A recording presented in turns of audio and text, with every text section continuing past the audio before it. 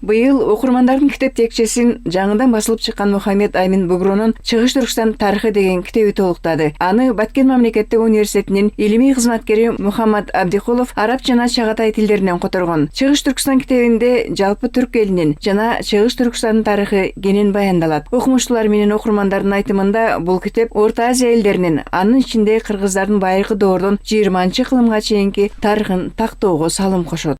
Бул китепте жалпы эле Чыгыш Түркстандын тарыхы эмес, кыргыздардын тарыхы да кумтулган.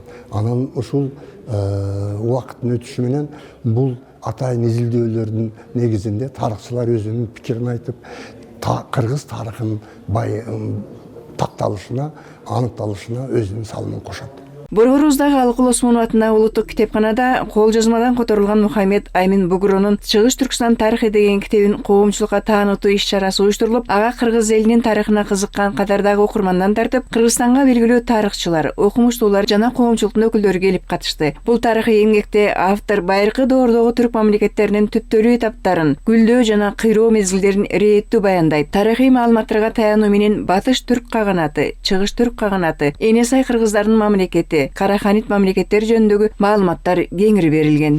Чыгыш Түркстандын тарыхы ушу Кашкар, ушул аймак, Жети шаар аймак жөнүндө маалымат берген менен бир жактуу эмес, ошол аймак жөнүндө жана айткан перси, араб, түрк, орус, европа, грек аалымдарынын илимини, көз караштарын бириктирип туруп, концентрированно салыштырып туруп бергендиги менен өзгөчө турат.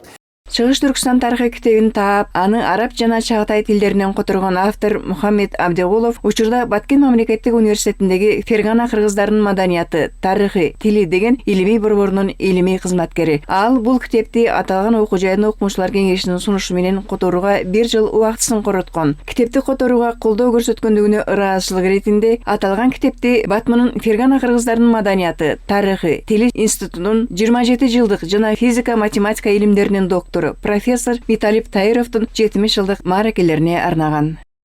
Мен бул китепти дагы ошол агайдын 70 жылдыгына арнап жаздым. Канча жыл котордуңуз? 1 жыл убакыт кетти. 1 жыл убакыт кетти. Дайым эле отурбадым го, бирок жалпысы 1 жыл убакыт кетти эле. Мына ошол агайдын институт аткандыгы үчүн институттун 27 жылдыгына агайдын 70 жылдыгына арнап ушул китепти, ага мен сизге ушул китепти арнаймын деп туруп баштап Кудайга шүгүр, аягына чыгышын насип этти.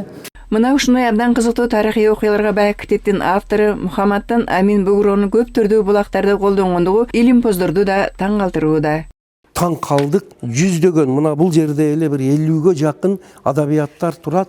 Бул адабияттар Кытай, араб, перси, грек, европа, орус адабияттарынын эң белгилүү тарыхый көөнө эски булактарды казып үйрөнүп чыгып, анан ошолорду жалпылап туруп жазган эмгек да.